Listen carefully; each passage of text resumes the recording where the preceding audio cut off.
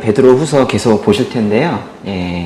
말씀이 좀 길어가지고 오늘 같이 읽진 않겠습니다. 근데 여기 오늘 정말 많은데요. 또 이제 또 겁을 먹으실 수도 있고 한데 다 간단하게 볼 거고 이제 구절을 좀 자세히 보려고 합니다. 그래서 구절에 대한 것들은 혹시 기록하고 싶으신 분들은 그 뒷장에다가 기록하셔가지고 그렇게 하시면 좋을 것 같아요.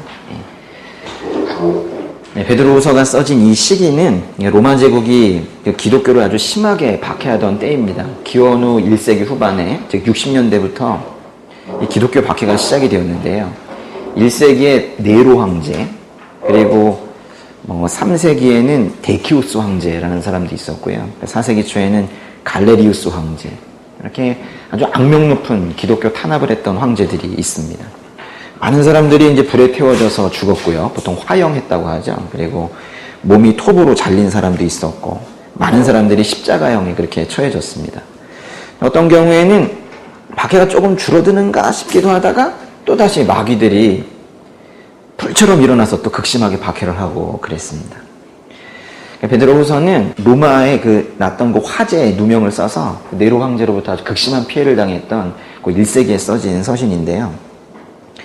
이 편지는 예수님의 제자 베드로가 그 극심한 고난과 핍박 속에서 흔들리고 있는 그 그리스도인들을 격려하고 또 그런 극심한 혼란과 고난 속에서 그리스도인이 어떻게 서 있어야 하는지를 가르쳐 주기 위해서 순교 직전에 쓴 유언장과도 같은 그런 서신입니다. 교회의 위기 속에서 우리가 어떻게 서 있어야 하는가 궁금할 때 이 베드로후서 2장을 보면 좋겠다는 거예요. 그때 그 교회를 위협했던 그 요인들과 말하자면 그 베드로의 때와 지금의 그 어떤 위기의 요인들은 사뭇 다른 것 같아요. 지금 우리나라 교회가 괜찮습니까? 우리가 이렇게 모여서 우리나라 교회를 얘기할 만한 그런 위치는 사실은 아닌데요. 그렇지만 그래도 보건대 우리나라의 경우에는 그 뼛속 깊이 박혀있는 그 무속신앙적인 그런 종교관이 있어요. 그리고 이미 실패한 그 마르크시즘의 꼬리라도 잡아보려는 그 공산주의에 대한 어떤 미련이 있어요. 또 삶의 곳곳에 찌든 때처럼 박혀있는 세속적인 인생관이 있습니다. 성경을 흉내내는 어설픈 인권운동들이 있어요. 이런 옛것들을 다 불태워 버려도 모자랄 이 마당에 이 땅의 교회들은 그런 옛것들에 아직도 큰 영향을 받고 있고 또 내부적으로 새로운 도전들을 계속 받고 있는 것 같습니다. 교회를 없애려는 위협은 예수님께서 하늘로 올라가신 후 2000년이 지난 지금까지 한 번도 쉬지 않고 계속해서 이어져 오고 있습니다. 기독교를 혐오하는 어떤 권력자가 나타나서 그렇게 할 때도 있었고 기독교의 근간을 흔드는 법이나 사상이 그렇게 할 때도 있었습니다. 그러나 그 배후를 계속 파고 들어가다 보면 배후 뒤에 또 배후의 저 맨 끝에는 항상 마귀가 있었습니다. 지난주에 이어서 계속 보고 계시는 이 베드로후서 2장에서는 특히 이 사탄 마귀의 조종을 받은 거짓 선생들에 대해서 경고하고 있는데요. 오늘 그 2장 9절부터 그 22절 끝까지 모두가 다 교회 안에 들어온 거짓 선생들, 요즘으로 따진다면 거짓 설교자들에 대한 심판의 이야기입니다. 전체적으로 한번 쭉 읽으면서 어떤 내용인지 살펴드리고 그 중에 중요한 이슈를 이제 짚어드리고 싶습니다. 9절 보시면요. 주께서는 경건한 사람들을 시험에서 구해내시고 불의한 사람들을 심판날까지 형벌 아래 가두실 것을 아시는 분이십니다. 그러니까 주님은 경건한 사람, 그 믿는 자들을 시험에서 구해내십니다. 이 작게는 여기서 경건한 사람들을 구해낸다는 것은 그 거짓 선생들의 가르침에서 구해낸다는 것이고 크게는 죄인이라는 그 본질적 속성에서 구해내신다라는 거예요. 그렇지만 불의한 사람들은 초유의 심판 이전에도 그 이전에도 이미 그들을 여전히 벌하실 거라는 거예요. 10절과 11절에 보시면 특히 더러운 정욕에 빠져 육체를 따라 행하는 사람들과 주의 권세를 무시하는 사람들을 그렇게 하실 것입니다. 그들은 당돌하고 거만해 영광스러운 존재들을 주저함 없이 모독합니다. 더 큰 힘과 능력을 가진 천사들이라도 주 앞에서 그들을 대적해서 모독하는 고발을 하지 않습니다. 어투가 상당히 강하죠. 사실은 이 부분은 성도님들에게 설교할 만한 내용은 아닙니다. 왜냐하면 거짓 선생들에 대한 그 심판의 이야기이기 때문에 굳이 1시간 동안 여기 앉아서 거짓 선생들에 대한 욕을 여러분이 대신 듣고 가실 필요는 없거든요. 그래서 사실은 이 부분은 주일 설교에서 본문으로 잘 채택하지 않는 그런 부분인데요. 그래서 제가 좀 빨리 넘어가는 거고요. 여기 나오는 그 사람들은 모두 거짓 선생들인데요. 이 거짓 선생들은 영광스러운 존재들, 즉 천사들을 모독하지만 천사들은 그 거짓 선생들보다 더 큰 힘과 능력을 가지고 있으나 그 거짓 선생들을 모독하지는 않는다는 거예요. 뭔 뜻이냐면 우리 교회 안에 거짓 설교자들이 많이 있는데 그 거짓 선생들이 그렇게 하는 것은 영적 존재에 대해서 잘 모르고 있기 때문이라는 거예요. 하나님에 대해서도, 하나님께서 보내신 천사들에 대해서도, 성령에 대해서도 잘 모르고 있고 심지어는 그 영적 존재에 대해서 두려워하지도 않기 때문에 그런 이상한 선포들을 하고 있다라는 거예요. 12절에 그러나 이들은 본래 잡혀 죽기 위해 태어난 이성 없는 짐승 같아서 알지도 못하는 일들을 모독합니다. 그러다가 그들은 결국 멸망을 당하고 말 것입니다. 불경건한 그들은 여기 보니까 이성 없는 짐승 같대요. 그럼 뭐에 따라 산다는 거예요? 이성에 따라 살지 않으면. 맞아요. 본능에 따라 그냥 그렇게 산다는 거예요. 그러다가 멸망을 한다는 거죠. 13절에 그들은 자기들이 저지른 불의의 대가로 해를 당할 것입니다. 그들은 대낮에 흥청거리는 것을 기쁨으로 여깁니다. 그들이 여러분과 함께 잔치를 벌일 때에도 속이기를 꾀하고 그것을 즐거워하니 그들은 점이요 흠입니다. 그 거짓 선생들은 경건한 자들과 함께 잔치를 벌이면서 마치 믿음 있는 것처럼 그렇게 속이기도 한다라는 거예요. 교회에 많은 모임들이 있는데요. 거기에서 거짓 신앙을 가지고서도 그 자리에 앉아 있을 수 있다는 거예요. 특별히 여기 13절 끝에 잔치를 벌일 때에도 그랬는데 이 잔치는 아마도 성만찬일 겁니다. 성만찬에 함께 참여해서 그 같이 하면서도 그 안에 거짓인 자들이 있다라는 거예요. 14절에 그들은 음욕이 가득한 눈을 가지고 범죄하기를 쉬지 않습니다. 그들은 연약한 영혼들을 유혹하며 탐욕에 연단된 마음을 소유한 저주받은 자식들입니다. 성적인 죄와 탐욕은 이 거짓 선생들에게서 나타나는 공통적인 특징이라는 거예요. 이단에게서 꼭 나타나는 것이 성적인 문란입니다. 15절과 16절은 잠깐 넘어가시고 17절에 이들은 물 없는 샘이요 폭풍에 밀려가는 안개입니다. 그들에게는 칠흑 같은 어둠만이 예비되어 있습니다. 이들은 헛된 자랑의 말을 해 미혹 가운데 행하는 사람들에게서 겨우 빠져나온 사람들을 육체의 정욕 곧 음란으로 유혹합니다. 그들은, 그 거짓 선생들은 물 없는 샘이어서 그들이 아무리 멋있게 설교를 한다 하더라도 그들이 전하는 말은 전혀 생명력이 없고 오히려 폭풍에 밀려가는 안개처럼, 말하자면 교회 안에 안개가 끼인 것처럼 혼란만 가중시킨다라는 거예요. 그리고 자기들이 성적인 죄에 빠져 있는 것처럼 겨우 죄의 마수에서 빠져나온 사람들을 다시 말로 홀려서 성적으로 무엇이든 해도 괜찮다, 이렇게 가르친다라는 거예요.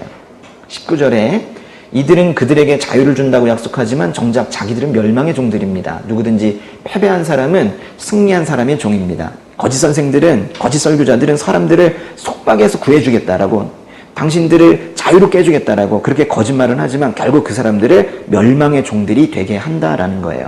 20절에 만약 그들이 우리 주이시며 구주이신 예수 그리스도를 알므로 세상의 더러움에서 벗어났다가 다시 이것들에 얽매이고 지면 그들의 결국은 처음보다 훨씬 악화될 것입니다. 21절 그들이 의의 길을 알고도 자기들이 받은 거룩한 명령을 저버린다면 차라리 이보다 알지 못하는 편이 그들에게 더 나을 것입니다. 거짓 선생들은 차라리 거짓 설교를 하려면 차라리 예수님을 몰랐으면 더 좋을 뻔했다는 거예요. 예수님을 몰랐다가 알게 되었다가 다시 거길 떠나면 돌아오지 못한다는 거예요. 차라리 처음부터 예수님 몰랐다가 한참 몰랐지만 그래도 알게 되어서 교회로 오게 되면 하나님의 풍성한 사랑을 느끼며 살 수가 있는데, 아니, 몰랐다가 알게 돼서 왔다가 그 다음에 떠난 사람들은 다시는 돌아올 가능성이 희박하다라는 거예요. 또 그러니까 몸은 교회에 있어도 떠날 수 있는 거예요. 거짓일 수 있는 겁니다. 그런데다가 이런 사람들은 예수님에 대한 또 지식은 알아서 사람들을 멸망의 길로, 거짓의 길로 데리고 가는데 훨씬 더 능수능란하다라는 거예요. 차라리 예수님을 몰랐으면 좋았을 뻔했다라는 거예요. 이런 얘기들을 지금 여러분이 듣고 있기가 불편한 거죠. 여러분과 전혀 상관이 없는 얘기예요. 그렇죠? 제가 잘해야 되는 겁니다. 아세요? 22절에 그는 자기가 토한 것을 도로 먹는다. 그리고 돼지는 씻었다가 도로 진창에서 뒹군다는 속담이 그들에게 들어맞았습니다. 이건 잠언에 나오는 말씀인데요. 하나님을 저버리는 자들은 자신의 본래 성품이 원래는 개나 돼지와 같았다는 것을 보여준다라는 거예요. 겉으로는 구원받은 것처럼 보였지만 그 토한 것을 도로 먹고 도로 돼지처럼 진창에서 뒹굴게 되면서 진정으로 한 번도 하나님 만난 적 없고 진정으로 거듭난 적이 없다는 것을 인정하고 마는 꼴이 된다라는 거예요. 이렇게 긴 문장을 쭉 보셨는데요. 베드로 사도가 화가 많이 난 것 같죠. 겨우 이 베드로후서가 3개의 장밖에 없는데 가장 긴 이 2개의 장에, 두 번째 장에 이렇게 긴 거짓 교사들에 대한, 거짓 설교자들에 대한 이런 저주를 지금 퍼붓고 있는 거예요. 상스러운 말을 쓰지 않으면서도 이 거짓 선생들에 대해서 아주 강도 높은 비난, 즉 저주를 하고 있는데요. 그 베드로가 보기에는 너무 슬프고 가슴이 아픈 거예요. 이게 어떻게 세워진 교회인데, 응?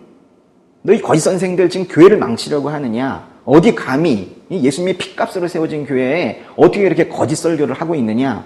너희들은 결국 멸망할 거다. 지금 이렇게 얘기하고 있는 거예요.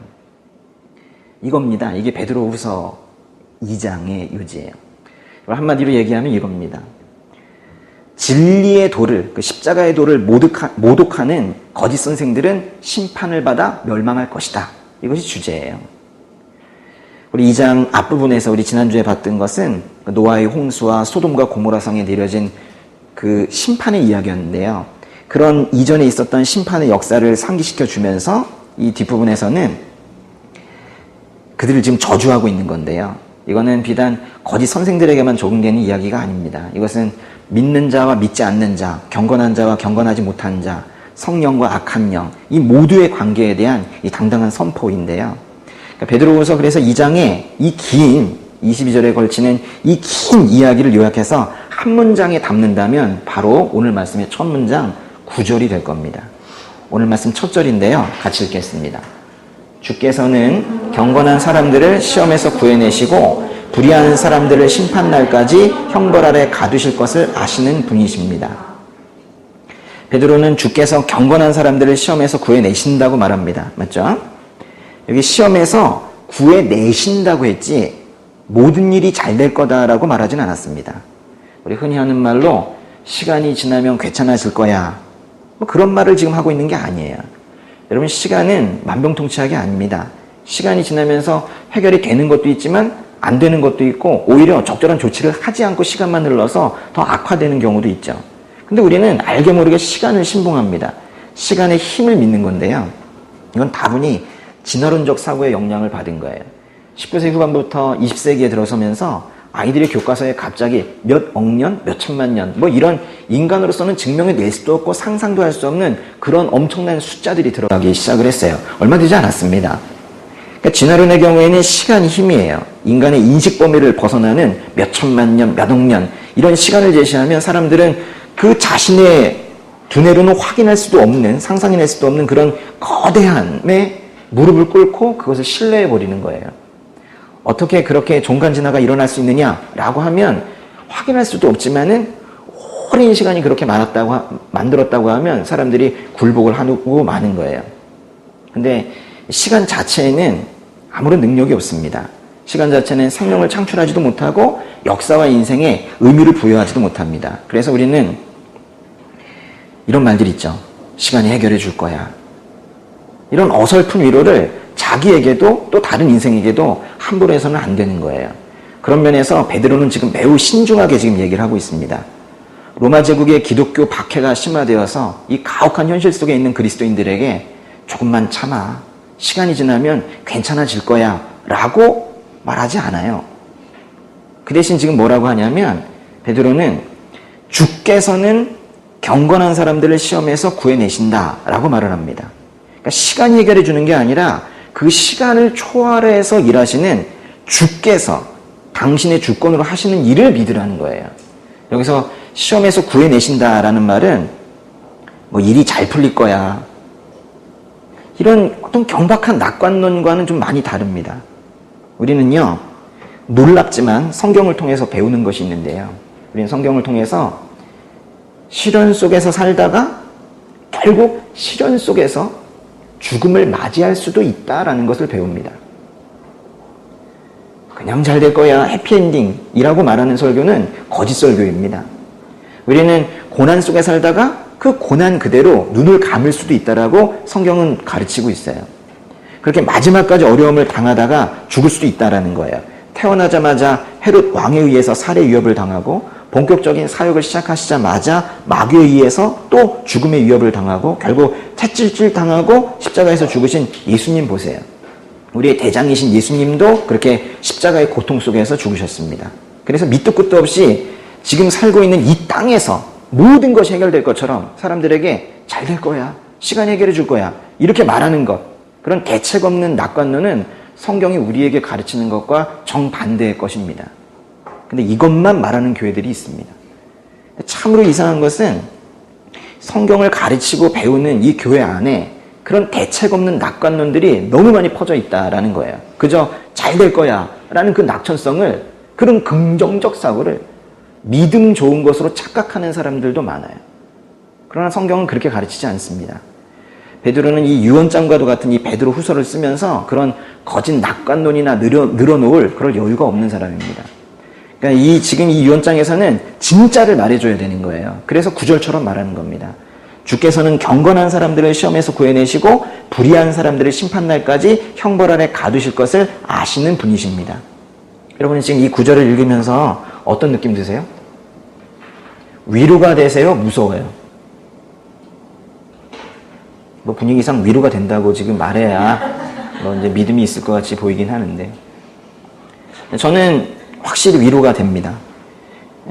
좀 다른 말로 하면 영혼이 그런 평안해지는 그런 느낌을 이 구절에서 받는데요. 그 이유는 경건한 사람들을 시험에서 구해내시고 불의한 사람들을 심판날까지 형벌 아래 가두시는 분이 어떤 나약한 인간이 아니라 바로 우리가 믿는 하나님이시기 때문인데요. 그러니까 우리가 선택하는 게 아니라, 그러니까 우리가 우리의 경건과 불의와 구원을 선택하는 것이 아니라 하나님께서 그렇게 하셨다라는 거예요. 만약에 우리가 경건한 사람이 되기로 또는 불의한 사람이 되기로 그렇게 뭐 선택을 할 수 있어서 우리의 구원을 이루었다면 우리의 구원은 불안하기 짝이 없을 거예요. 근데 하나님께서 하신다라는 거예요. 구절에 시작하는 말이 뭐예요? 주께서 하십니다. 하나님께서 하신다는 거예요. 이런 거 어려운 말로 주님께서 다 하신다. 하나님의 주권이라고 하는 거예요. 주권. 더구나 구절의 끝에 보면 뭐 가두신다 뭐 하지 않고 가두실 것을 아시는 분이십니다 라고 끝을 맺었죠. 그래서 아신다라는 것은 두 가지 의미가 있는데요. 이거는 그렇게 경건한 자들을 시험에서 구해내시고 불의한 자들을 심판날까지 형벌 아래 가두시는 그 방법을 아시는 분이다 라는 뜻이에요. 방법을 아시는 분. 사람들은 하겠다고 하지만 대책이 없는 사람들 많잖아요. 근데 이건 하나님께서는 이렇게 구원의 방법을 아시는 분이라는 뜻이고, 또 여기서 아신다라는 것은 그 아시는 그것을 행하실 능력이 있으신 분이라는 뜻이에요. 우리가 믿고 있는 이 하나님은 전지하시고 모든 것을 아시고 전능하신 모든 것을 행하실 수 있는 그런 분이십니다. 전능하신 하나님을 우리가 지금 믿고 있는 거예요. 너무 한문투이고 너무 고리타분해서 사람들이 잘 쓰지 않는 표현인 것 같습니다. 그렇지만은 이 하나님께서 전지전능하시다는 것, 이것이 우리 신앙의 기반이 돼야 돼요. 그래요. 이제 제가 이렇게 하나님께서 전지전능하다, 이렇게 전지전능하신 분이다 라고 말하면 어떤 분들은 이렇게 물을지도 모릅니다. 하나님이 실제로 계시고 그렇게 전지전능하시다면은 왜 세상에 이렇게 악이 많습니까? 제가 이 질문에 대해서는 설교를 통해서 몇 번 이제 대답을 해드렸지만은, 그럼에도 불구하고 이 질문은 계속 쏟아지고 있습니다. 계속 오세요. 저는 이 질문을 받을 때마다 질문자의 어떤 그 다친 마음을 보고 있기 때문에 가슴은 아프지만 그래도 티내지 않고 그 질문에 매번 정성스럽게 답을 하려고 합니다. 기독교에 대한 이해가 없으신 분들은 아마도 충격을 받으실지 모르겠지만, 성경을 보면 하나님께서는 분명히 이 땅에 악이 존재하는 것을 허락하고 계십니다. 그러면 이제 어떤 분들은 그래요. 이 얘기를 듣자마자 그럼 바로 하나님은 선하신 분이라는데 어떻게 그것이 가능한가 이렇게 질문하고 싶을 거예요. 질문하고 싶으셨죠. 근데 이 질문을 하기 전에 우리는 하나님께서 이 세상을 창조하셨고 이 세상의 주권자이시다라는 것을 먼저 알아야 되는 거예요. 이 세상의 모든 것은, 심지어는 선한 것이며 악한 것인 것까지 모두 하나님의 통치하에 있습니다. 그렇기 때문에 심지어는 타락한 천사도 악마도 악도 죄도 하나님께서 허락하지 않으셨다면 이 땅에 전혀 남아 있을 수가 없는 거예요. 어떠한 것도 하나님의 통치를 벗어나는 것은 없습니다.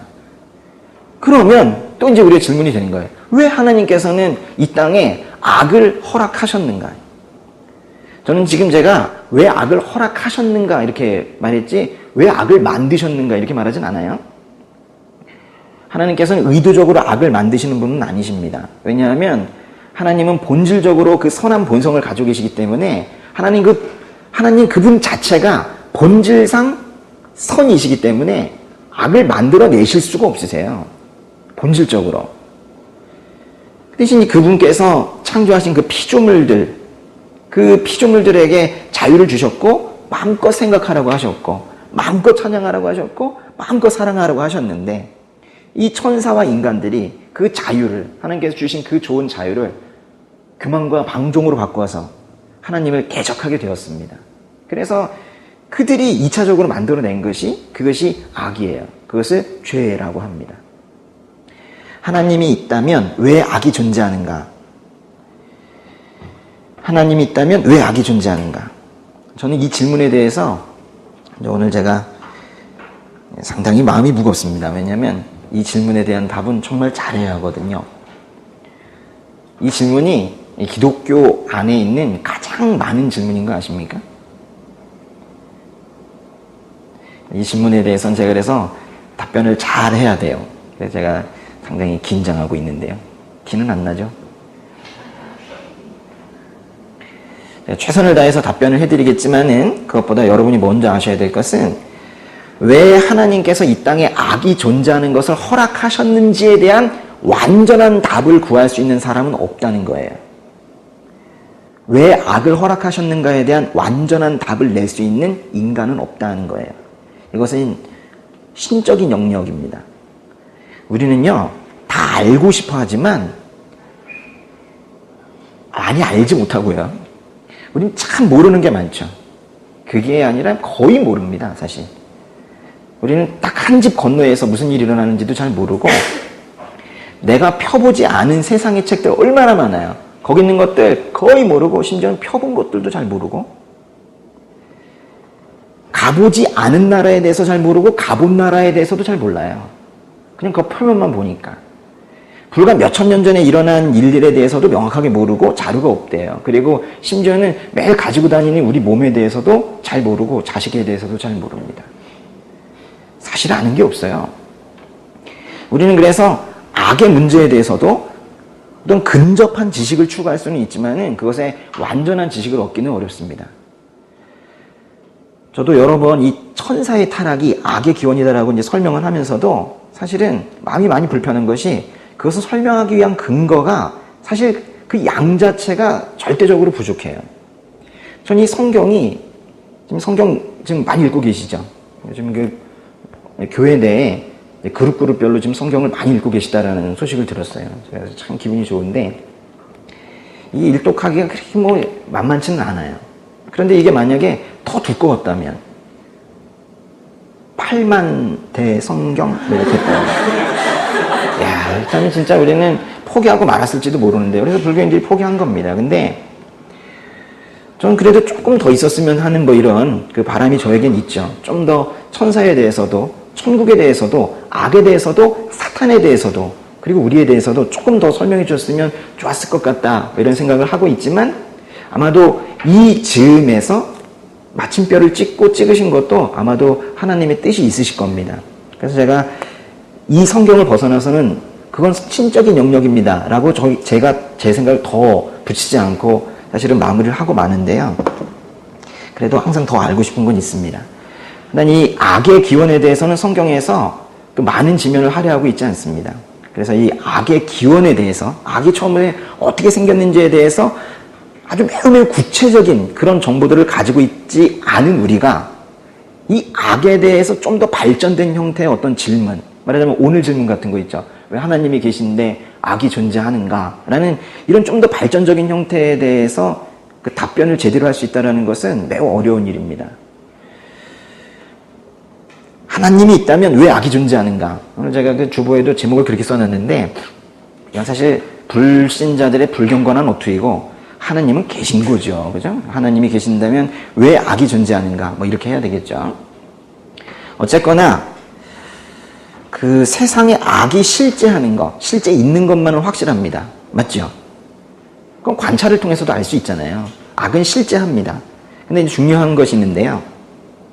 하나님께서 세상에 악이 존재하는 것을 허락은 하셨지만 그 악이 마음대로 활동하게 놓아두지는 않으셨어요. 매우 중요한 겁니다. 세상에 악이 존재하도록 허용은 하셨지만 그 악이 마음대로 활동하게 놓아주지는 않으셨다는 거예요. 하나님이 계시는데 왜 세상에 악이 존재하는가? 라는 질문을 하는 사람들은 아마도 하나님은 아무 일도 하지 않으신다. 이렇게 말하고 싶거나 또는 만약 악을 그냥 그대로 두신다면 그런 분은 하나님이 아니실 테고 결국 하나님은 존재하지 않는다. 뭐 이런 거를 말하고 싶은지도 모르겠습니다. 그래서 이 질문은 사실 교회 안에서도 많이 하는 질문이긴 하지만 많은 부분 무신론자들이 하나님을 부인하기 위해서 그래서 하는 질문인데요. 무신론자들은 마치 하나님이 계속 낮잠을 주무시고 계시는 것처럼 그런 성품을 가진 분이라면 결국에는 없는 것처럼 이렇게 말하지만 모든 사람에게 준 일반 은혜, 일반 은총으로 그들의 심장을 지금도 계속 뛰게 허락하시는 그 분이 하나님이시라는 것은 결국 깨닫지 못하고 있고 그 하나님께서 정말 얼마나 악을 미워하시는지 그리고 그 악을 제거하기 위해서 얼마나 구체적이고 열정적인 노력을 이 땅에 해오셨는지에 대해서도 잘 모릅니다. 잠시 그 노아의 때에 있었던 그 홍수 심판을 한번 생각을 해보세요. 제가 이 노아의 홍수 이야기를 하면 그게 가능했냐고 묻는 분들이 있습니다. 전지구적인 홍수 심판이 있을 수 있느냐? 만약에 이게 궁금하신 분들은 집에 가셔서 텔레비전 켜보세요. 일주일이 멀다 하고 지구상에는 인간이 대항해낼 수 없는 큰 비와 거센 바람과 땅의 갈라짐과 뒤틀림 그리고 성난 파도가 순식간에 여러 마을을 없애버리는 그런 것들을 지금 계속해서 보고 있습니다. 그 규모가 지금 다 조금만 켜지면 성경에 기록될 만한 그런 큰 사건이 되는 거예요. 하나님께서는 다시는 인류 전체를 물로 심판하지는 않겠다라고 약속을 해주셨어요. 그래서 이제 심판이 이루어진다면 어쩌면 전지구적인 불의 심판이 있을지는 모르겠습니다. 그게 불의 심판이라면 뭐 동시적인 화산의 폭발로 이루어질지 아니면 핵전쟁으로 이루어질지 그런 건 저도 모릅니다. 그렇지만 이미 각국이 보유한 핵폭탄만으로도 지구 몇 개는 박살내고도 남습니다. 창세기 6장 5절을 보면 여호와께서 사람의 악이 세상에 가득한 것과 그 마음에 품는 생각이 항상 악하기만 한 것을 보셨습니다. 라고 했는데요. 하나님께서 사람을 만드시고 보니까 이 악이 도를 넘어갔다라는 거예요. 그래서 그 다음 절 창세기 6장 6절을 보면 여호와께서 땅에 사람을 만든 것을 후회하시며 마음으로 아파하셨습니다. 라고 했어요. 그래서 전 지구적인 홍수 심판으로 악으로 가득한 세상을 정죄하셨고 다 쓸어버리셨고 하나님께서 허락하신 극소수의 사람들만 살아남았습니다. 근데 홍수 심판이 끝나고 사람들이 다시 번성하고 인구가 또 늘어나기 시작을 했어요. 그러나 사람들은 또 다시 하나님에게서 멀어졌고 음란해졌습니다. 이로 인해서 소돔과 고모라 성에 또 불과 유황이 비처럼 쏟아진 거예요. 여러분 잘 들으셔야 되는데요. 하나님은 악이 존재하도록 허락은 하셨지만 이 얘기에 대해서는 나중에 좀 더 해드릴게요. 그 악이 커졌을 때에는 반드시 심판하시고 벌을 내리시고 파멸시키셨습니다. 결코 악이 늘어나는 것, 즉 악의 팽창을 방관하시는 분이 아니시라는 거예요. 성경에 나타난 이스라엘 민족의 역사를 보세요. 하나님께서 택하시고 복주기를 약속하셨지만 그 이스라엘 백성들은 끊임없이 하나님을 배반을 했습니다. 그런 가운데서도 하나님은 또 참아내시고 또 참고 또 참고 또 참고 참으시다가 그 이스라엘 백성들의 악이 한계점에 이르게 되면 하나님께서는 단호하게 그 악을 처단하셨습니다. 방관하지 않으세요. 하나님은 악을 허락하셨지만 악을 함부로 활동하도록 놓아두지 않으시고요. 또 악행을 행하는 당신의 백성들을 참으시지만 계속 참으시진 않습니다. 민수기 22장에서 24장을 보면요. 이렇게 길게 세 개의 장에 걸쳐서 어떤 얘기가 나오냐면요. 발람과 발락의 이야기를 쓰고 있는데요. 이 두 사람의 이야기를 아는 것이 성경을 보는 것에 도움이 될 겁니다. 세 장에 걸쳐서 많은 지면을 할애해서 발람과 발락에 대한 얘기를 쓰고 있는데요. 이스라엘 백성들이요. 이제 지중해가 이렇게 있으면은 이집트 쪽에서 탈출을 해서 왔습니다. 하나님께서 꺼내주셨죠. 노예 생활에서. 그리고 여기 요단강이 이렇게 흘러요. 요단강이. 하나님께서 약속해서 주신 땅은 너희는 여기서 살라 라고 주신 땅은 여기 지중해 이 바다의 이 동쪽에 있는 요 땅이거든요. 그런데 이 모세가 리더가 되어서 이스라엘 백성들을 이집트에서 탈출시켜가지고 들어갈 때 이렇게 들어가게 되었습니다. 그래서 이제 요단을 거쳐서 이제 들어가게 됐는데요. 아직은 여기 들어가기 전에 요쪽에 머무르고 있을 때, 요쪽에 이제 모압이라는 족속이 살고 있었던 때인데요. 그 모압의 왕의 이름이 발락이라는 사람이에요. 발락. 근데 이제 여기로 이스라엘 백성들이 이렇게 쭉 오고 있었는데 이 오는 동안에 많은 일이 있었습니다. 사실은 이렇게 밑으로 쭉 내려갔다 이렇게 올라왔는데요. 이 구간 동안에 하나님께서 자신의 백성인 이스라엘 백성들을 보호하셔서 다른 이방 민족과의 모든 싸움에서 승리하게 하시고 이들을 보호해 왔다라는 것을 그거를 이 모압 왕 발락이 잘 들어서 알고 있었습니다. 근데 이 이스라엘 백성들이 여기를 지나가면서 자신에게 피해가 생길 것 같은지 이스라엘 백성들이 갈 때 이들을 저주하고 싶은 겁니다. 근데 이제 자신이 직접 저주하지 않고 이 사람이 생각하기에는 용하다고 생각하는 어떤 예언자를 부르는데요. 그 예언자의 이름이 발람입니다. 예언자가 발람이 이름이 비슷하죠? 예언자 발람을 불러서 이스라엘 백성들을 저주하려고 지금 하는데 그래서 이제 발람에게 사람을 보냈어요. 그랬더니 이 발람이 바로 가진 않고 한번 기도해 보겠다 뭐 그랬어요. 그래서 이제 기도를 했는데 하나님께서 이건 대답을 한번 보세요. 하나님께서 뭐라 하셨는지 민수기 22장 12절인데요. 그들과 함께 가지 마라 그랬죠. 너는 이 백성들에게 저주를 하지 마라. 이스라엘 백성들 그들은 복을 받았다.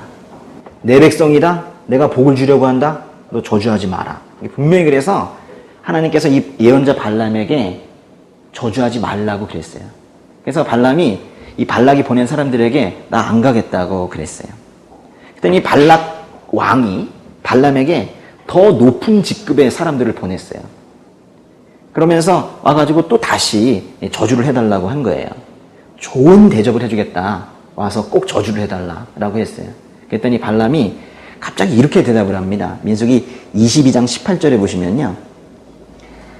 발락이 은과 금으로 가득 찬 자기 집을 내게 준다 해도 나는 내 하나님 여호와의 명령에 어긋나는 것은 크든 작든 할 수 없습니다. 했는데요. 겉으로 보면 뭔가 하나님의 뜻을 따르겠다고 믿음이 좋은 것 같지만 보세요. 발락이 보낸 사람들은 한 번도 뭐 은과 금으로 가득 찬 왕의 집을 너에게 주겠다. 뭐 이런 얘기 한 적이 없어요. 자기 혼자 지금 그렇게 얘기하고 있는 거예요. 뭔가 내심 그런 걸 바라고 있었는지 모르겠습니다. 아무튼 그렇게 말을 했어요. 그리고 다시 기도를 합니다. 그랬더니 하나님께서 가라고 이제 허락은 하셨는데, 가서 이제 발락에게 가라고 허락은 하셨는데, 그 민수기 22장 22절에 보시면, 22장 22절에 하나님께서는 그가 가는 것에 대해 진노하셨습니다. 싫어하셨다는 거예요. 근데 발람이라는 사람이 그래 나귀를 타고 그래서 이제 가고 있는 거예요. 발락에게 가고 있는데 가다가 어떤 그 농장이 있어요. 포도원이라고 하는데 이 포도원 사이에 아주 좁은 길을 이렇게 가고 있었거든요. 근데 거기에 천사 둘이 나타난 거예요. 하나님께서 이 발람이 발락 왕에게 가서 이스라엘 백성을 저주하는 걸 하나님 바라지 않으세요. 그래서 천사들을 보낸 거예요. 근데 이 문제가 이 발람의 눈에는 예언자 눈에는 천사들이 안 보이는 거예요. 근데 그 타고 간 나귀가 있거든요. 당나귀가 먼저 천사를 본 겁니다. 그래가지고 당나귀가 얼마나 놀랐겠어요. 자기가 보이고 있는 것도 놀랐겠죠. 나귀 입장에서. 그렇죠? 그래가지고는 이 나귀가 그 길을 벗어나가지고 농장으로 막 들어가는 거예요. 밭으로 들어가는 거예요. 그러니까 발람은 얘가 왜 이러지 해가지고 막 잡아당기다가 얘를 때렸다고요. 이 나귀가 왜 이러느냐 이래가지고. 그러니까 나귀는 말도 못하고, 그죠? 나귀가 무슨 말을 하겠어요? 말도 못하고 맞았어요. 근데 조금 더 가는데 더 좁아졌어요. 그래서 양쪽에 농장이 벽 같은 게 이렇게 생기고요.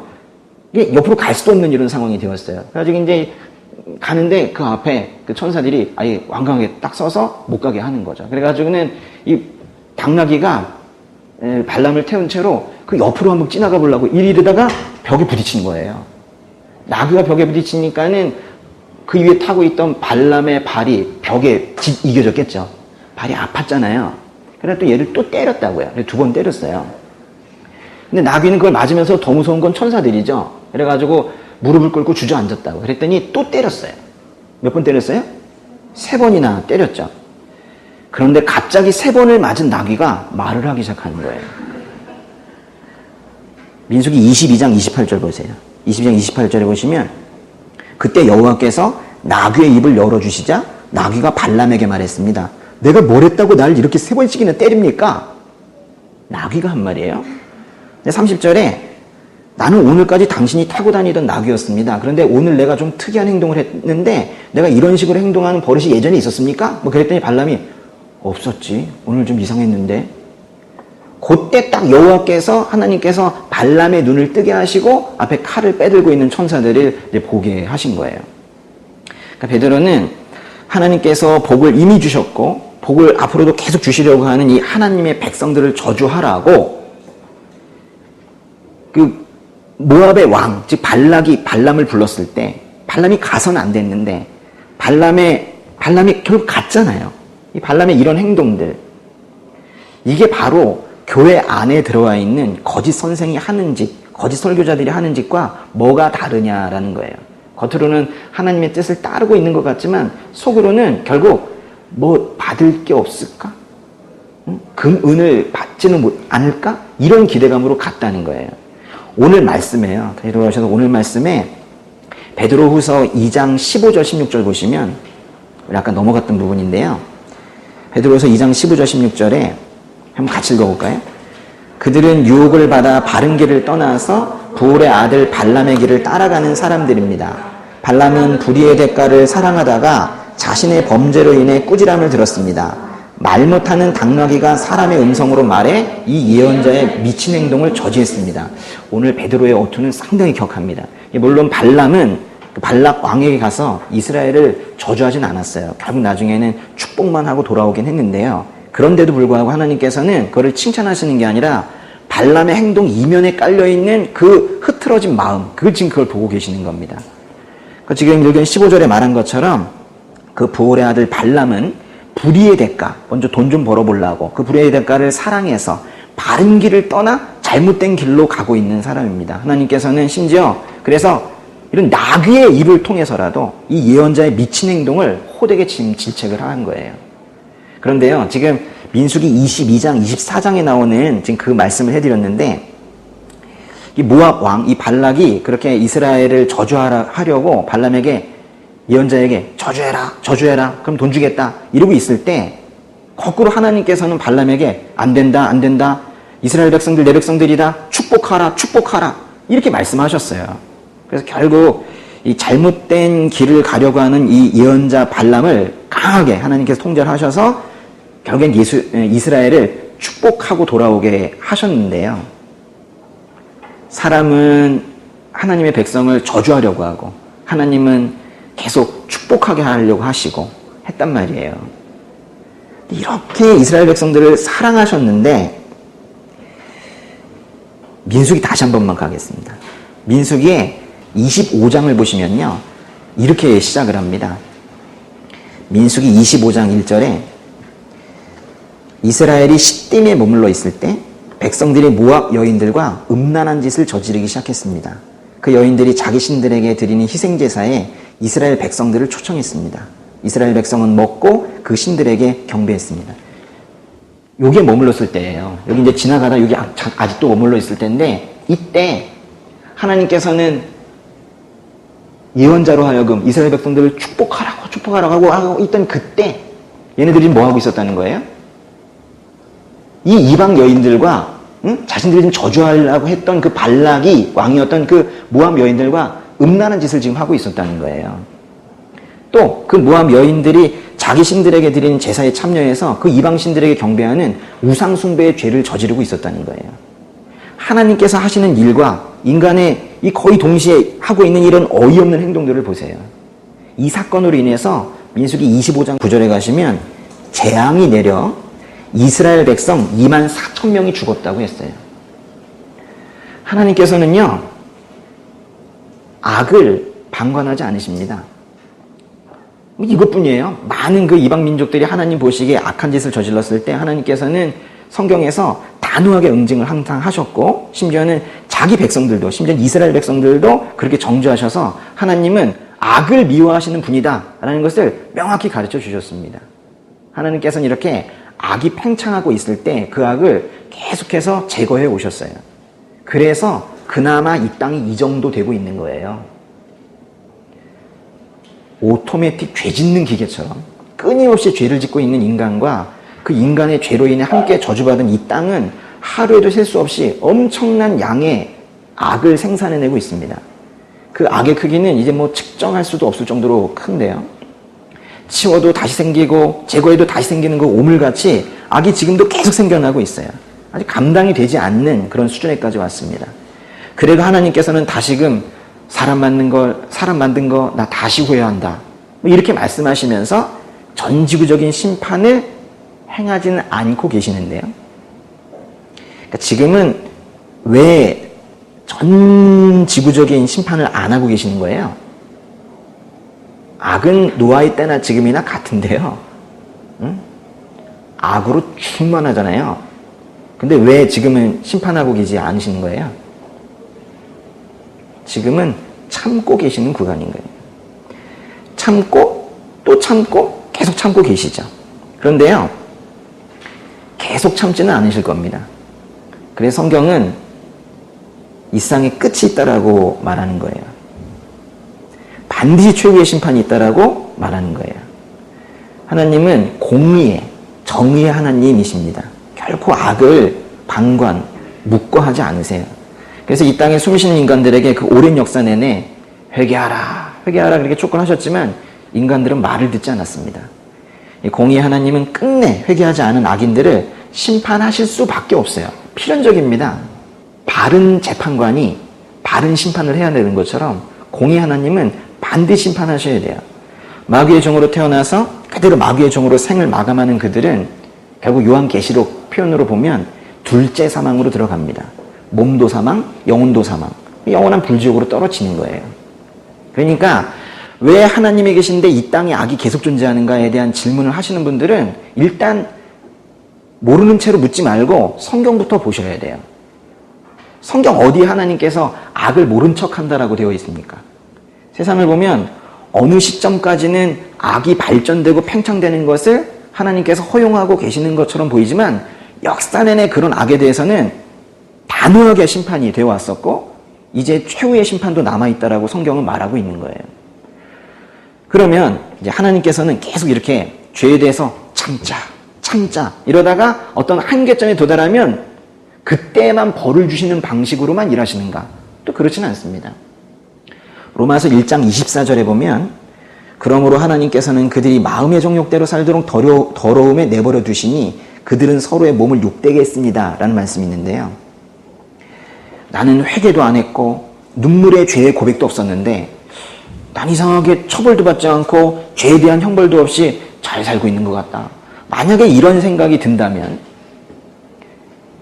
그 분이 만약에 제대로 된 그리스도인이라면 오히려 이상한 감정을 가져야 돼요. 아, 왜 이럴까?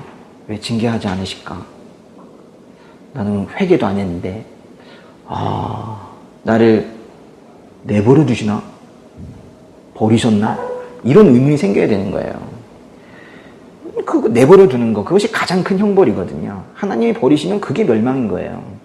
그러나 하나님께서는 이 타락한 본성으로 태어난 본질상 죄인이고 죄친화적인 존재인 이 인간들을 그냥 죄짓다가 죽게 파멸하게 그렇게 놓아두실 수만은 또 없는 거예요. 그래서 이제 하나님께서는 사람들이 죄를 멀리할 수 있도록 즉각적인 형벌 체계, 말하자면 이제 죄를 짓자마자 벌이 주어지는 그런 체계를 우리 마음속에 심어놓긴 하셨습니다. 그러니까 꼭 벌을 주겠다는 게 아니라 그 형벌 체계의 경험을 통해서, 말하자면 한번 죄 짓고 한번 당해본 사람은 다시는 그거 안 하려고 하거든요. 그런 형벌 체계의 경험을 통해서 죄악으로 다시 빠지지 않게 하려는 거예요. 그럼 죄를 짓고 나면 생기는 감정들이 있죠. 어떤 감정 생기나요? 죄를 짓고 나면. 죄책감 들죠, 일단. 그죠? 또, 왜 이래요? 한 번도 죄 안 지은 것처럼. 빨리 또 뭐예요? 네? 수천 가지 되잖아요. 빨리 얘기해봐요. 죄책감이 있고 또, 수치심이 있죠? 수치심. 또, 이건 좀 나. 근데 이제, 발각되면 어떡하지? 걸리면 어떡하지? 그것 때문에 사람들이 알게 되어서 나의 명예와 위신이 실추되면 어떡하지? 뭐 이런 두려움. 조마조마한 어떤 긴장감. 죄책감, 수치심, 두려움, 긴장감, 조마조마. 뭐 이런 것들이 왜 생겨난다고 생각하세요? 로마서에서 말하는 것은 그것 자체가 이미 벌받은 거라는 거예요. 그게 이미 벌이라는 생각은 안 해보셨어요? 그래서 죄로 인한 쾌락보다 죄로 인한 고통이 더 큰 것을 경험한 사람들은 더 이상 악인의 자리에 가지 않으려고 노력을 하는 겁니다. 물론 너무 양심이 단단해서 이렇게 느끼지 못하는 사람은 또 죄를 짓지만은 그래도 하나님께 은혜를 받아서 마음이 말랑말랑해진 사람은 이 죄로 인한 고통이 더 크면 그 죄 다시는 짓고 싶어 하지 않습니다. 그러니까 철창에 딱 가두어두는 것도 형벌, 벌이지만 꼭 철창 안에 들어가는 것만 벌이라고 생각하는 것은 성경에서 말하는 이 벌에 대한 그 이해가 아주 낮은 수준에 머물고 있는 거예요. 수치심 느끼고 두려움 가지는 그런 것들도 이미 벌입니다. 그런데요, 진짜로 이런 벌이 있죠. 진짜 철창에 집어넣는 거. 감옥에 들어가서 정말 우리가 보기에, 누가 보기에도 벌을 받고 있구나라고 생각되는 경우도 있죠. 이건 또 뭘까요? 하나님께서는 이 사회 전체적인 구조에서도 이 악을 감소시키고 또 죄를 줄이기 위해서 참으로 많은 조치들을 하셨는데, 그래서 만든 것이, 그래서 세상에 허용하신 것이 바로 권세와 권력이라는 겁니다. 하나님께서 기본적으로 법과 제도를 이 땅에 허용하시고 법과 제도를 집행하는 이들에게 권세를 허락하신 것은 많은 기능을 하고 있으나 특별히 이 세상에 악을 감소시키는 기능을 하고 있어요. 그래서 로마서 13장에 사도 바울이 세상 권세에 복종하라 라고 말하고 있는 거예요. 세상 권세에 복종하라. 그러니까 사회의 상당 부분의 악의 문제를 지금 현재 있는 법과 제도가 감소시키고 있고 처벌 조항을 미리 공지해서 그 악행들이 발생하는 것을 지금 통제하고 있습니다. 세상의 법은 대체로 공정합니다. 그렇게 생각하세요? 맞아요. 세상의 법은 대체로 공정합니다. 이것에 대한 큰 오해가 있는 것 같아요. 그렇기 때문에 이 법과 제도를 무시하는 요즘 한국인의 풍토는 이건 사라져야 합니다.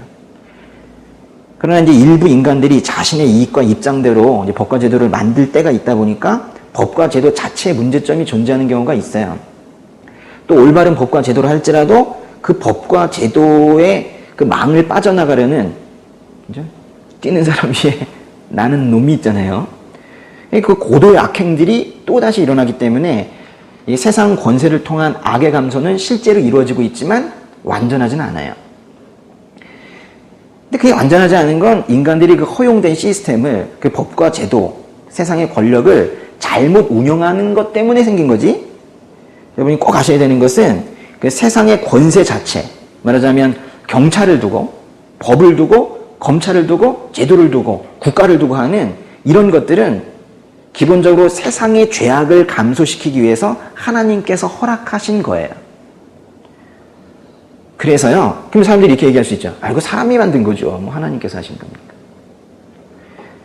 한번 생각해 보세요. 이게 영적인 문제인지 몰라도 사회가 타락하면 타락할수록 무작정 이런 세상의 권세에, 국가의 권위나 법과 제도의 권위에 도전하는 세력들이 점점 늘어나요. 그게 세상이 타락의 증거입니다. 이렇게 하나님께서는 인간의 그 양심의 가책을 두시는 방법으로, 또 세상의 권세를 주시는 방법으로 이미 여러 방식으로 죄악을 감소시켜서 당신의 백성들이 살고 있는 이 땅을 그나마 지금처럼 살 수 있는 땅으로 만들고 계시는 거예요. 심판을 통해서, 양심의 가책을 통해서, 세상의 권세를 통해서, 여러 모든 수단을 통해서 지금 우리 이 부족한 인간들이 살 수 있도록 지금 만들어 가고 계신다고. 하나님이 계시다면 왜 세상에 악이 존재하는가라는 질문을 하는 경우에는 어떤 사람들이 이렇게 얘기하죠. 이 질문할 때 태도가 이래요. 세상에 다른 사람이 저지른 악으로 인해서 저 다른 사람이 뭔가 당하고 있는데 왜 그걸 하나님께서 막지 않으실까? 가해자도 나쁘고 피해자는 이제 당하고 있으면 좀 불쌍해 보이는데 왜 하나님은 가만 계시는가? 이게 다 문제다. 뭐 이렇게. 자기만 정의로워요. 제3자 입장에서 자신만 스스로 정의롭다는 생각으로 그런 질문을 사실은 합니다. 또 어떤 사람은 이래요. 세상에 어떤 저 다른 사람이 저지른 악으로 인해서 왜 내가 당하고 있는가? 왜 하나님 가만히 계시는가? 또 이런 차원으로 말하는 사람들도 있어요. 이런 경우에도 역시나 전제는 같은데 나는 정의롭다는 거예요. 나는 정의로운 길을 가고 있는데 왜 하나님은 직무유기하셔서 다른 사람들의 악을 방치하셔서 내가 이렇게 힘들게 하는가? 이런 태도일 수도 있는 거죠. 다른 사람들은 죄악된 방식으로 오히려 돈도 잘 벌고 거짓말 쳐서 승진도 잘하고 사업도 잘하고 인기도 얻고 그렇게 살고 있다. 야, 이건 너무 부당하다, 억울하다. 이렇게 생각하는 거예요. 그러면서 하나님께서 이 부조리한 상황을 제대로 처리하지 않고 계시다. 뭔가 안 하고 계시다. 그래서 그것 때문에 자신도 간접적인 또는 직접적인 피해를 보고 있다. 이렇게 생각을 하는 거예요. 그러니까 말하자면 나는 제법 정의로운데 완전 정의롭다고 얘기는 안 해요. 조금 좀 부족한 게 있지만 제법 정의로운데 특별히 다른 사람들한테 해코지한 게 없대요. 그런데 다른 이들의 악행은 차마 두고 볼 수가 없다. 그냥 묵과할 수 없는 정도의 수준으로 심각하다. 이렇게 생각을 하시는 분들이 많은데 그런 분들이 여긴 없으실 것 같고 그런 식으로 이 질문을 활용하시는 분들이 있다면 제가 소개시켜드리고 있는 책이 있는데요. 바로 시편 73편입니다. 한번 펴보세요. 시편 73편. 이걸 아주 찬찬히 읽어보라고 그렇게 권해드리고 싶습니다. 제가 좀 전에 그런 분들, 자신은 정의롭고 딴 사람의 악행은 두고 볼 수 없다라고 했던 그런 분들, 어디 다른 데 있는 사람인 줄 아시는 것 같은데 지금 빨리 찾아보시라는 거예요. 맞죠? 다 우리 얘기하고 있는 겁니다. 시편 73편에 보시면요. 1절에 하나님은 진정 이스라엘에게 선하시고 마음이 깨끗한 사람에게 선하신 분이시지만 나로 말하자면 발이 걸려 하마터면 미끄러질 뻔했습니다. 이게 뭐냐면 딴 사람들 잘 되는 거 보면서 나 엄청 시험 들 뻔했습니다. 이거예요. 3절에 내가 악인들이 잘 되는 것을 보고 아주 솔직하게 얘기하네. 잘 되는 것을 보고 그 어리석은 사람들을 부러워했기 때문입니다. 그들은 아무 문제도 없고 도무지 힘을 잃지 않습니다.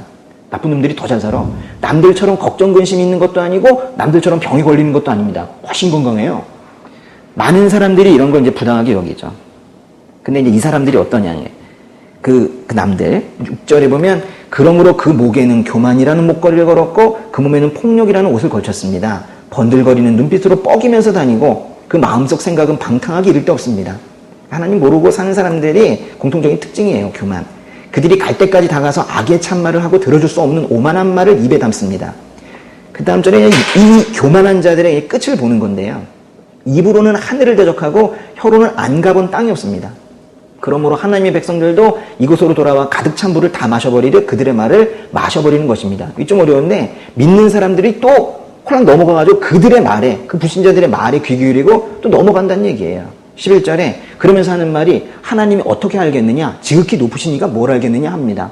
이 불경한 사람들을 좀 보라. 세상에서 번영하며 불을 쌓는구나.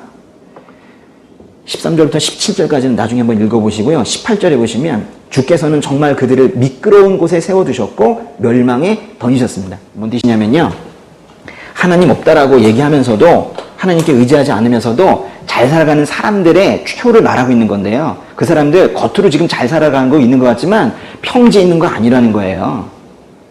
이런 미끄러운 이런 데 있다는 거예요. 여기 번들번들 지금 미끄러운데 여기 지금 그 사람들 이렇게 서 있다는 거예요. 지금 짐이 요만큼이지 죄악의 짐이 요만큼이지 조금 더 있으면 쭉 미끄러 떨어진다는 거예요. 그냥 죽는다는 거예요.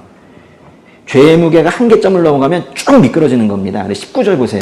그들이 멸망하는 게 얼마나 갑작스럽던지 그들이 공포에 완전히 휩쓸려 버렸습니다.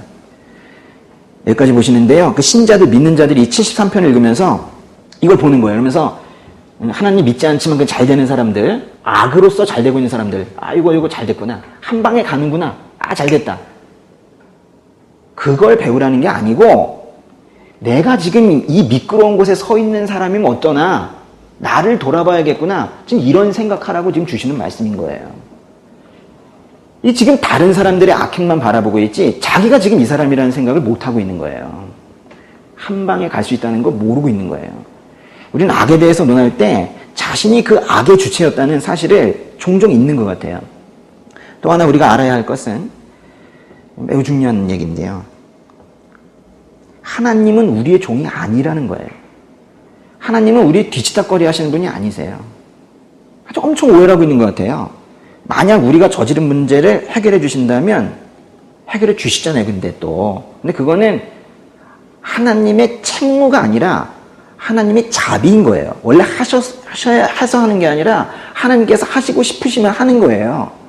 그분이 왜 꼭 우리가 저질러 놓은 문제를 해결해야 됩니까? 왜 하나님은 세상의 악을 다 제거하지 않습니까? 라는 이 질문을 좀 격하게 말씀을 드리면, 자기들이 쌓아놓은 똥을 하나님께 치우라는 거예요. 또는 저는 똥 못 싸게 좀 뭐 좀 막아달라는 거예요. 이 비유가 경박합니까? 세상이 창조주 하나님을 업신여기는 것보다는 덜할 것 같아요. 사람들은 하나님이 계시는데 왜 세상에 악이 존재하는가라는 질문을 할 때 말로는 하나님이라는 용어를 쓰고 있지만 하나님을 하나님으로 인정하지 않고 그저 이 땅의 사건, 사고나 질병을 처리하는 문제 해결사 정도로 생각을 하고 있는 것 같아요. 그러니까 그 질문 자체에 문제가 일단 있어요. 하나님이라는 용어를 쓰고 있지만 우리가 믿고 있는 그 하나님을 얘기하는 게 아니에요. 그 뿌리 깊은 그 무속신앙적이고 기복적인 사고가 세척이 되지 않은 상태에서 저 질문을 하고 있는 그 사람들은 그들이 말하는 하나님이 계신데 왜 악이 계속 존재하는가 라고 말할 때 그들이 말하는 하나님은 우리가 믿고 있는, 우리에게 찾아오셔서 말씀하시고 우리를 구원하시는 그 하나님이 아니라 그 질문하는 사람들이 가지고 있는 그 본래적인 종교적 성향이 만든 어떤 일꾼에 불과한 거예요. 같은 분도 사실은 아닙니다. 하나님이 주인이시고 우리는 종이에요. 어디 종이 주인에게 이거 했느냐 저거 안 했느냐라고 말을 해요. 자격이 없는 겁니다. 실제로 주인이신 하나님은 우리보다 더 일을 많이 하세요. 일을 더 많이 하신다고. 하나님께서 여러분에게 약속하신 것 하십니다. 그런데 약속하지 않으신 것까지 하세요. 하나님의 경륜과 계획에 따라 약속하지 않으신 것까지 다 하신다고. 우리보다 훨씬 더 성실하시고 신실하시고 열정적으로 우리 삶에 일하고 계시고 역사 속에서 일하고 계시고 그분이 바로 하나님이세요. 그러나 누구의 지시에 의해서 그렇게 하시는 분이 아니라 하나님 당신의 스스로의 작정과 계획으로 하시는 것이고 하나님의 영광을 위해서 그렇게 하시는 거예요. 근본적으로 우리는 하나님께서 무엇을 하셨든 안 하셨든 그것에 대해 평가하거나 지적질하거나 그럴 위치에 있는 존재가 아니라는 거예요. 좀 죄송하지만은 계속 오늘 하고 있는 그 질문이 있잖아요. 하나님 계신데 왜 악은 존재하는가? 이 질문을 하는 것 자체가 자신의 위치를 망각한 죄인의 속성에서 기인한 거예요. 자기가 그 질문을 할 수 있다라는 생각을 해서 하고 있는 거거든요. 하나님께서는 실제로 악을 방치하지도 않으시지만은 설령 악을 남겨두신다 할지라도 인간의 눈에는 왜 남겨두실까? 의아해 보일지 몰라도 그것도 주님의 뜻으로 받아들이는 게 종의 자세예요.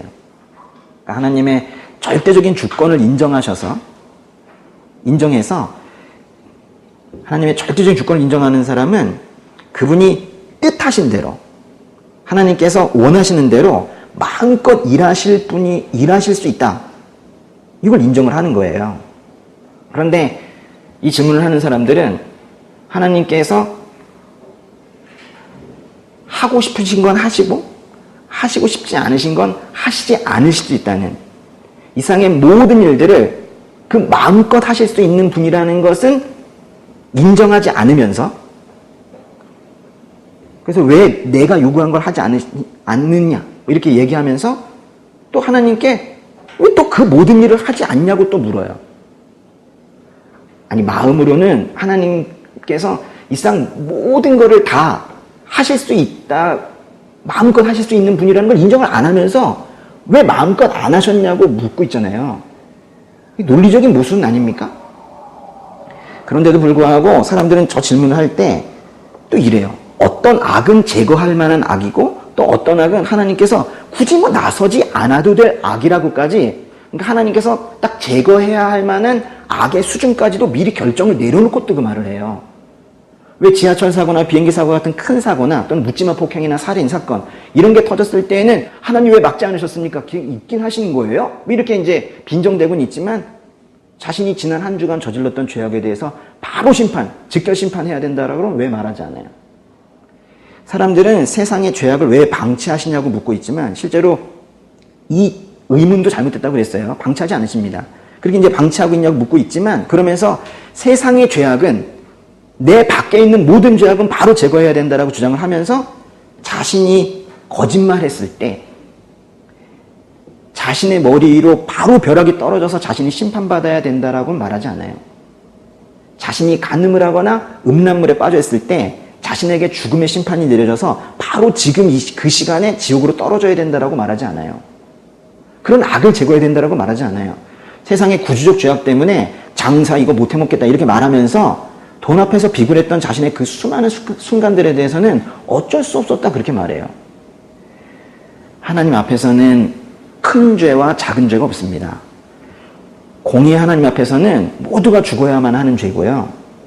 완전히 선하신 하나님 앞에서는 티끌만한 죄도 다 멸망당할 죄입니다. 성경에서는 살인이나 간음, 거짓말 등 하지 말아야 할 것을 하는 것만이 아니라 이웃을 도와야 하는데 돕지 않고 부모님을 공경해야 되는데 공경하지 않는 이런 모든 것들을 죄라고 말합니다.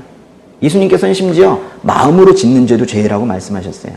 이렇게 볼 때 하나님께서 계신데 왜 악이 존재하는가를 물었던 그 사람들이 그 내심 원했던 대로 하나님께서 악이 발생하는 순간마다 이 땅의 모든 죄악을 바로바로 심판하셨다면 이 땅에 지금 살아남아 있을 사람은 한 명도 없습니다.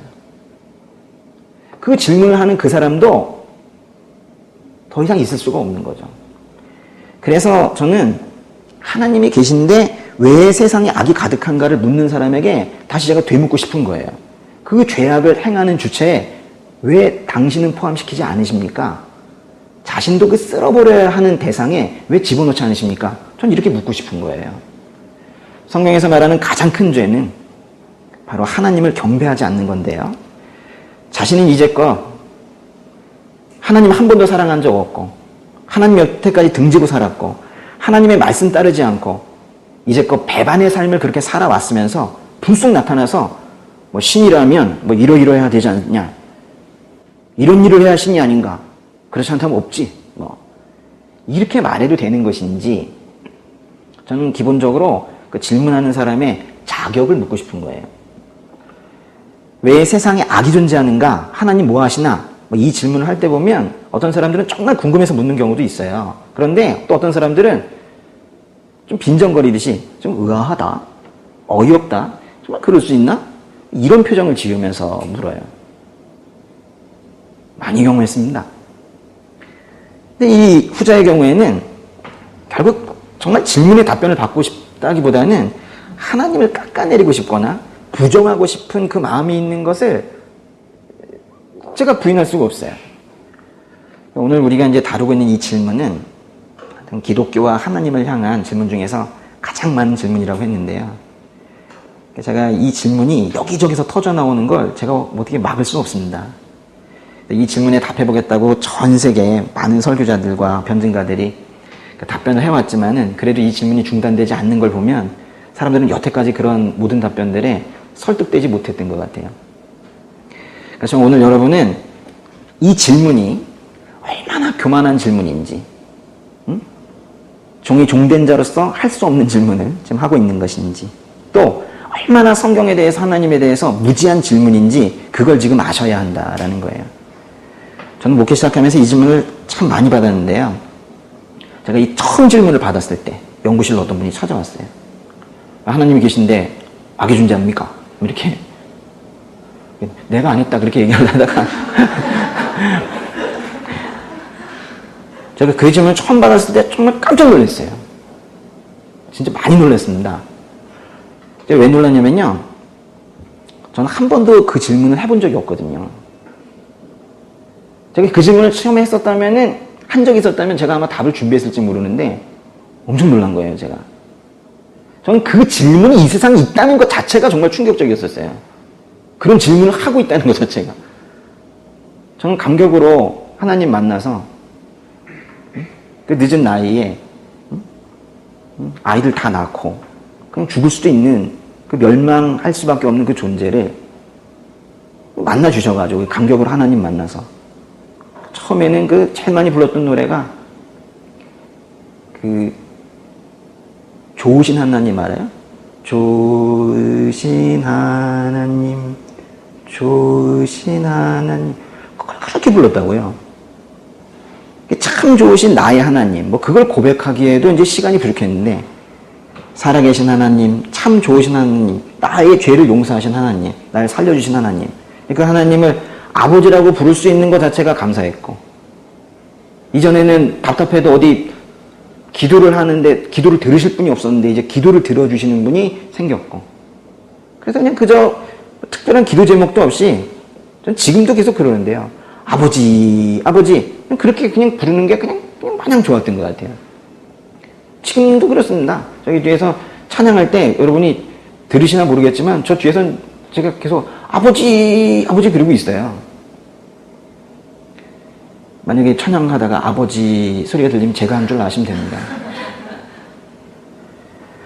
우리는 하나님이 계시는데 왜 세상에 악이 존재하는가를 묻기보다 왜 하나님이 계시는데 나의 죄악을 용서하고 계시는가?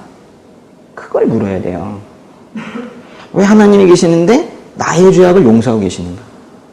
하나님께서 우리의 죄를 용서하고 계시다는 것은 이상한 거예요. 왜냐하면 하나님께서는 순종하면 복 주신다고 그랬고 죄 지으면 벌 주신다고 그랬거든요. 인과 응보, 이 원리를 하나님께서 만드신 거예요. 신명기에 다 그 얘기예요. 근데 이건 아니거든요. 내 죄를 지었는데 인과 응보의 원리에 따지면 벌써 즉결 심판으로 지옥불에 떨어졌어야만 하는 존재인데 이상한 거예요. 아, 이상하다. 왜 나에게 형벌이 내려져야 되는데 나도 분명히 여기 이 미끄러운 길에 있는 이 사람인데 나를 완전히 쓸어버리지 않으실까? 오히려 나에게 이렇게 하나님만 생각하면 나오는 눈물을 주시고 또 찬양하고 싶은 마음을 주시고 이 죄인에게 평강을 허락하고 계시는가? 이런 넘치는 복과 이런 내가 감당할 수 없는 은혜를 주시는가? 왜 공의 하나님이 나와 같이 추악한 죄인을 바로 지옥에 던져버리지 않으시고 이런 풍성함으로 내게 다가오시는가? 아, 이상하다. 아, 정말 이상하다. 도대체 인과응보의 원리는 어디 갔는가? 아, 분명히 뭔가 있구나. 하나님께서 뭔가 나의 죄값을 대신 치르셨구나. 하나님께서 그 외아들 예수로 하여금 십자가에 죽게 하셔서 내 죄값을 치르셨구나. 그래서 이 죄악 가득한 세상에서 본질적인 죄인인 내가, 죄덩어리인 내가 이렇게 소망 갖고 살게 하시는 거구나. 야, 이것만으로도 감사한데 또 나에게 하나님과 영원한 복락을 누리게 하는 그 영생을 주셨으니 이 감격을 내가 어떻게 감당할까? 이래야 되는 거죠. 우리의 질문이 바뀌어야 되는 거예요. 하나님이 계시는데 왜 세상에 악이 가득한가? 라는 이런 하나님에 대한 무지에서 초래된 이런 천박한 질문이 아니라 이제는 이렇게 물어야 되는 거예요. 왜 세상에 그 많은 피조물 중에서 하필 가장 보잘것없고 가장 죄 많은 인생인 나를 부르셔서 이렇게 귀하다 귀하다 하시는가? 왜 귀하다 귀하다 하십니까? 이렇게 물어야 되는 거죠. 기도하겠습니다.